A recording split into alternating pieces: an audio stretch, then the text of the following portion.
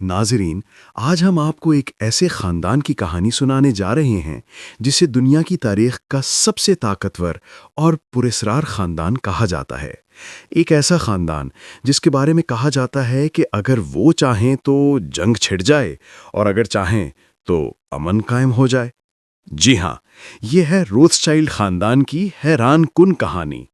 یہ کہانی شروع ہوتی ہے 18ویں صدی میں جرمنی کے شہر فرینکفرٹ کی ایک تنگ و تاریخ گلی سے، جہاں ایک چھوٹی سی دکان پر ایک یہودی سونار مائر ایمشل روتھشائلڈ سکے خریدنے اور بیچنے کا کام کرتا تھا۔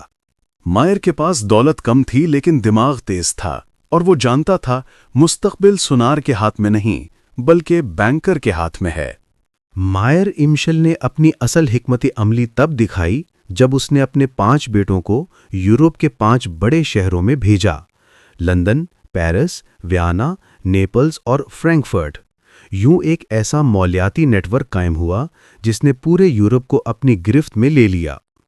1815 جنگ واٹرلو، یورپ کی تاریخ کا فیصلہ کن لمحہ۔ کہا جاتا ہے کہ روتھشائلڈ خاندان نے اس جنگ کے نتائج سب سے پہلے جان لیے اور لندن کی سٹاک مارکیٹ میں ایسی چال چلی کہ دولت کا سمندر ان کے قدموں میں آ گیا۔ یہ وہ لمحہ تھا جب روتھشائلڈ خاندان صرف امیر نہیں بلکہ یورپ کی سیاست کا خفیہ بادشاہ بن گیا۔ روتھشائلڈز نے جدید بینکنگ کو نئی شکل دی۔ انہوں نے حکومتوں کو قرضے دیے، بانڈز جاری کیے، ریلوے لائنیں بچھائیں اور صنعتوں میں سرمایہ کاری کی۔ یعنی دولت صرف بڑھائی نہیں بلکہ پورے بڑے اعظم کو بدل ڈالا۔ ان کی سب سے بڑی طاقت کیا تھی؟ اتحاد اور رازداری۔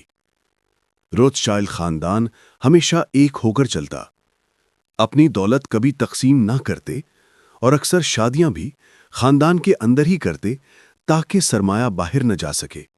19ویں اور 20ویں صدی میں کہا جانے لگا، بادشاہ تخت پر بیٹھتے ہیں لیکن ان کے پیچھے اصل طاقت روتھشائلڈ ہوتی ہے۔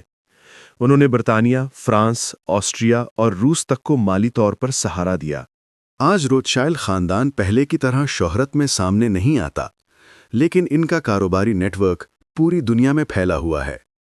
بینکنگ سے لے کر وائن انڈسٹری، انرجی سے لے کر ریئل اسٹیٹ تک، ان کا اثر و رسوخ اب بھی غیر معمولی ہے۔